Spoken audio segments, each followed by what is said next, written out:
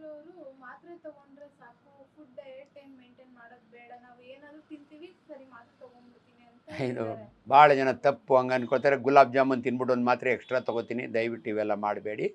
Diet ಒಂದು particular ಇದಿರುತ್ತೆ. ಮಾತ್ರೆ ಒಂದಿನ ಎಕ್ಸ್ಟ್ರಾ ಉಂಡ್ಬಿಟ್ಟು ಎಕ್ಸ್ಟ್ರಾ ಮಾತ್ರೆ ಇಲ್ಲ, ಇದು ನಿಮ್ಮ ತಪ್ಪು ಕಲ್ಪನೆ. Correct dose correct time important.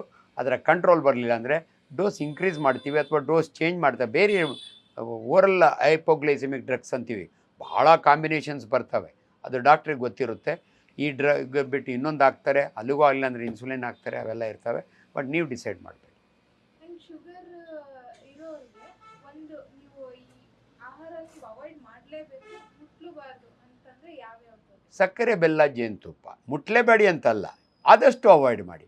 ಯಾವತ್ತೂ ನಾನು ಹೇಳಿದ್ನಲ್ಲ, ಒಬ್ಬಟ್ಟು ತಿನ್ನೋಕೆ ಖುಷಿಯಾದ್ರೆ ಒಂದಿನ ತಿನ್ನಿ, ಬೇಡ ಅನ್ನಲ್ಲ. ತಿನ್ನಲೇಬಾರ್ದು ಅಂತಿಲ್ಲ, ಬಟ್ ಎಲ್ಲೋ ನಾನು ತಿನ್ಕೊಂಡು ಆಮೇಲೆ ಒಂದು ಮಾತ್ರೆ ಎಕ್ಸ್ಟ್ರಾ ಹಾಕೋತೀನಿ, ಅದೆಲ್ಲ ತಪ್ಪು ಕಲ್ಪನೆ, ಹಂಗೆ ಮಾಡಬೇಡಿ. ಆದಷ್ಟು ಕ್ಯಾಲ್ರಿ ಅಂತೀವಮ್ಮ ನಾವು, ಭಾರಿ ಸಿಂಪಲ್ಲು. ನೀರಿಗೆ ಕ್ಯಾಲ್ರಿ ಇಲ್ಲ, ಬೇರೆ ಎಲ್ಲದಕ್ಕೂ ಕ್ಯಾಲ್ರಿ ಇರುತ್ತೆ. ಜಾಸ್ತಿ ಕ್ಯಾಲ್ರಿ ಇರೋದು ನೋಡಿ, ಸಕ್ಕರೆ ಬೆಲ್ಲ ಬಾಯಿಗೆ ಹಾಕ್ಕೊಂಡ್ರೆ ಬ್ಲಡ್ ಶುಗರ್ ಹಿಂಗೆ ಹೋಗುತ್ತೆ. ನೀವು ಮುದ್ದೆ ತಿಂದರೆ ಹಿಂಗೆ ಹೋಗುತ್ತೆ ಬ್ಲಡ್ ಶುಗರ್. ಅದನ್ನು ನಾವು ಗ್ಲೈಸೆಮಿಕ್ ಇಂಡೆಕ್ಸ್ ಅಂತೀವಿ. ಯಾವ ಆಹಾರದಲ್ಲಿ ಗ್ಲೈಸೆಮಿಕ್ ಇಂಡೆಕ್ಸ್ ಕಡಿಮೆ ಇರುತ್ತಲ್ಲ ಅದನ್ನು ತೊಗೊಳ್ಳಿ ಅಂತೀವಿ.